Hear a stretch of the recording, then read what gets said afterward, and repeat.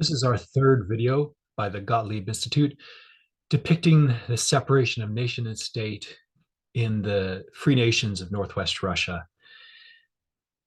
We're going to move this slideshow here, get it on screen.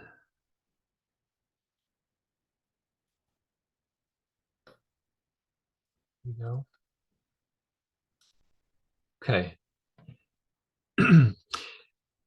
In the previous two videos, we introduced the idea of separation of culture and state, and we showed what that would look like with the nations divested to a national cultural trust and the state then becoming anational and omnilingual. Now we're going to show what that would look like for each of the free nations. And we encourage the Free Nations Forum to take up this principle now, even if the organizations consist of only a few people. I don't know how many members of the Free Nations Forum there are of the different organizations, if they're very small or if some of them have a larger network. It doesn't matter. These principles can be applied from the start. And one thing we described in an earlier video is that we propose that each of the free nations recognize their own constituent cultures. What we mean by that is, let's give, for example, the Ingrian nation, which covers the Ingrian historical homeland. As we all know, there's several cultures there. There's Russians, there's Ijorians, there's Finns, there's Vepsians. They all dwell in the Ingrian historical homeland.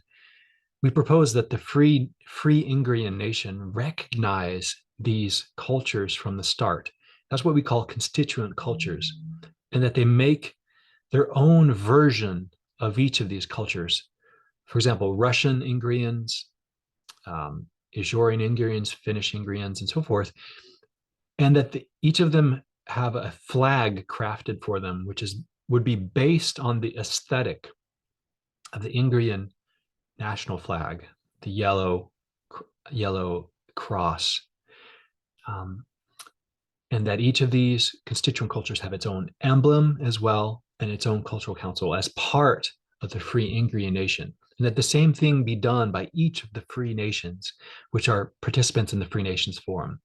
Even if it's only a few individuals, or even just if it's just one individual who's represented in that nation, this can still be laid out from the start. And it provides a place for all the different individuals who might be interested in furthering this future. So that, for example, the free Ingrian nation, it's not just for the native Ijorians, it's for the Russians who live there, it's for the Ukrainian immigrants, the Armenian immigrants who live in St. Petersburg, and they all have a place. They're recognized with their own flag. And this applies, again, to all the free nations. We're going to show that in this slide show. We're going to show what it would look like. So yeah, there's going to end up being several, there's competing versions of, or different denominations of each nationality. That's fine.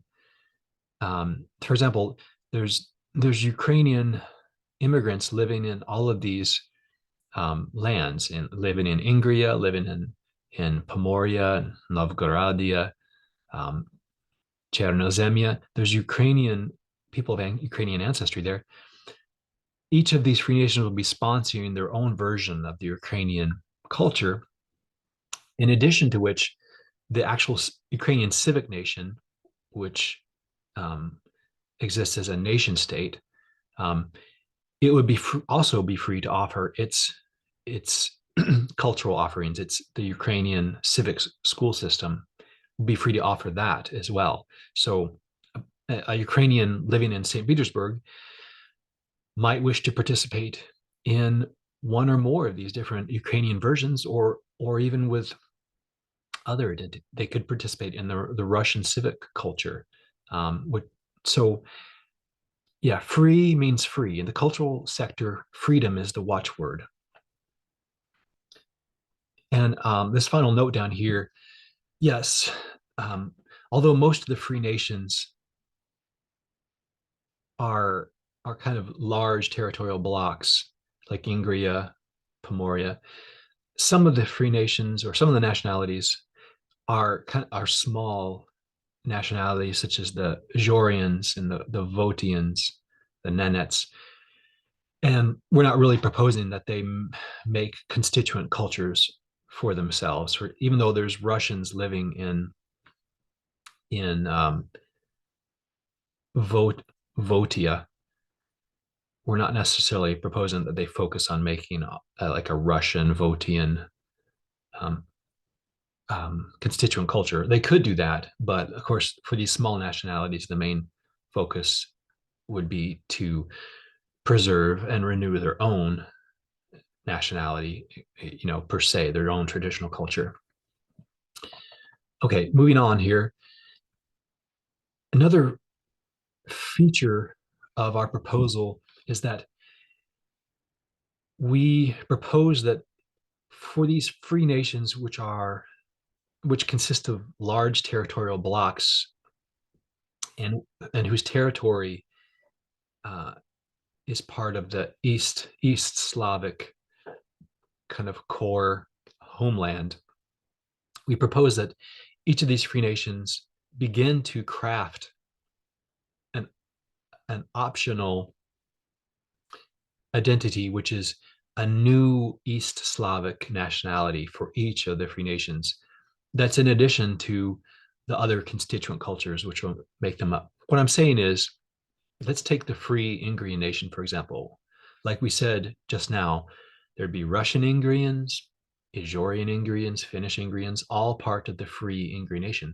We're also proposing that the free Ingrian nation craft a new nationality called the traditional Slavic Ingrian culture, and craft a new language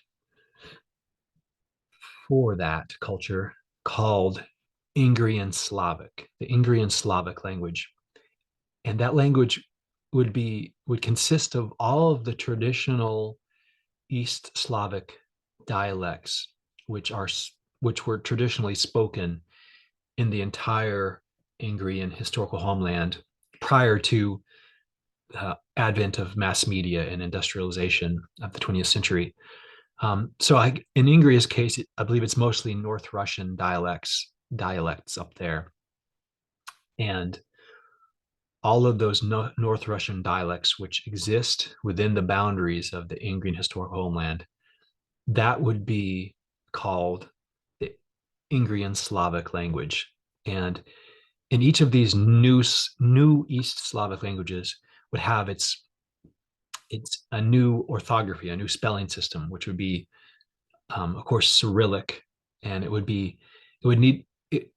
best be phonemic. In other words, one letter, one Cyrillic letter for each sound. The Russian language, the modern Russian language, it's not spelled phonemically. For example, the ah sound and the o sound. I mean, those two letters, ah and o, they stand for different. They both stand for the sound when it's in an unstressed syllable, for example. But in these new East Slavic languages, the spelling would exactly match the pronunciation, or at least the phonemes which stand behind the pronunciation. And another feature of these new East Slavic languages is that they would be pluricentric. In other words, all of the dialects, East Slavic traditional dialects, which are in that homeland, they would all be considered part of that language.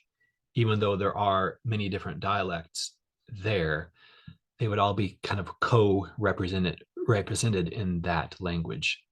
Um, so let me see if there are any other points down here on the slide I missed.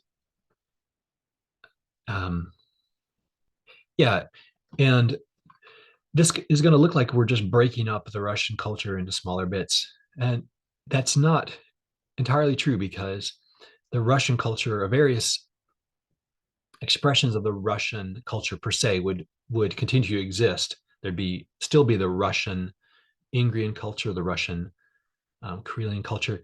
In addition, the civic Russian culture, even the Putinist culture, Putinist Russian culture, would be free to operate as long as it exists, be free to operate culturally and offer its school system and so forth.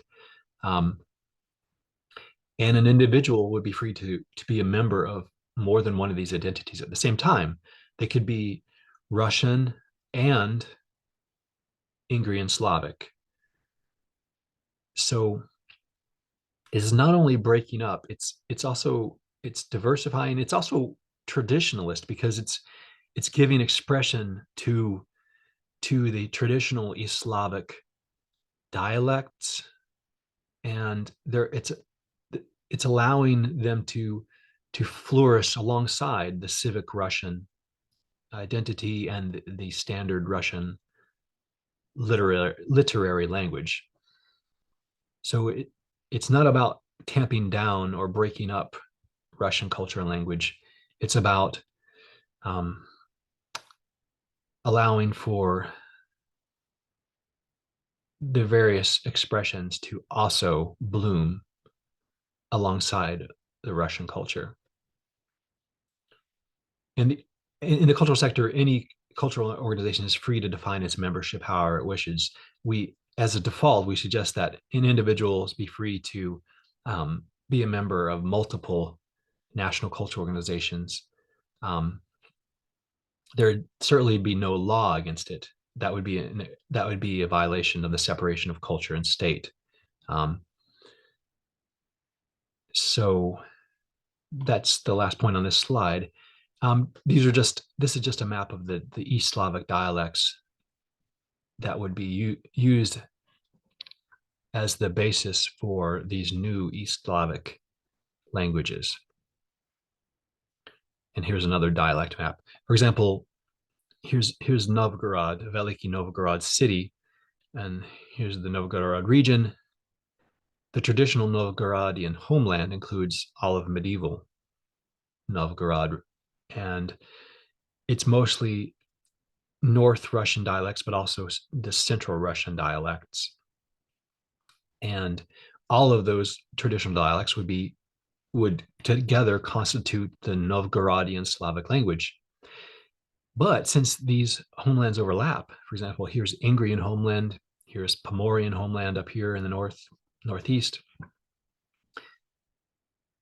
those would also use the local dialects, even the same dialects, to define their own new East Slavic languages. For example, the Ingrian Slavic and the Karelian Slavic and the Pomorian Slavic and the Byarmian Slavic. Those language definitions would overlap, but they would be organizationally distinct.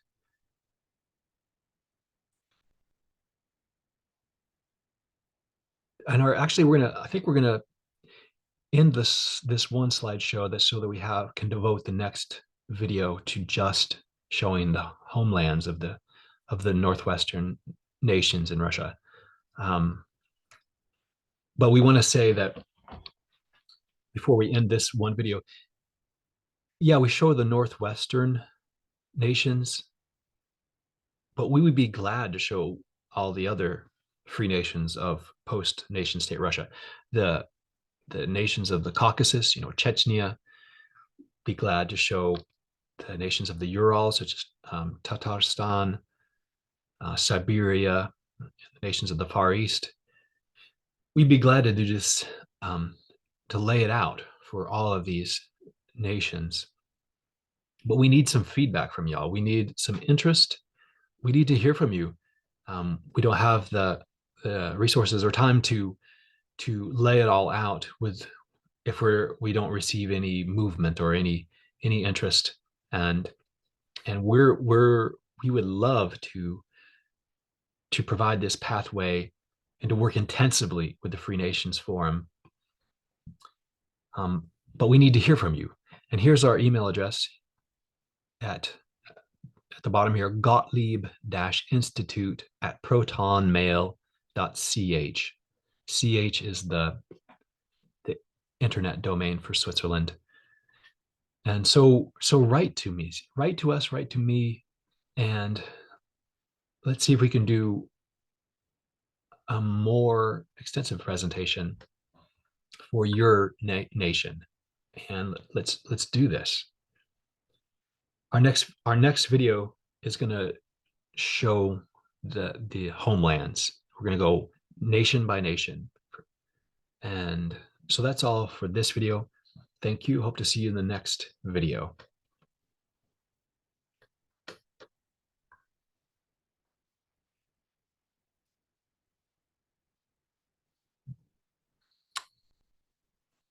Well,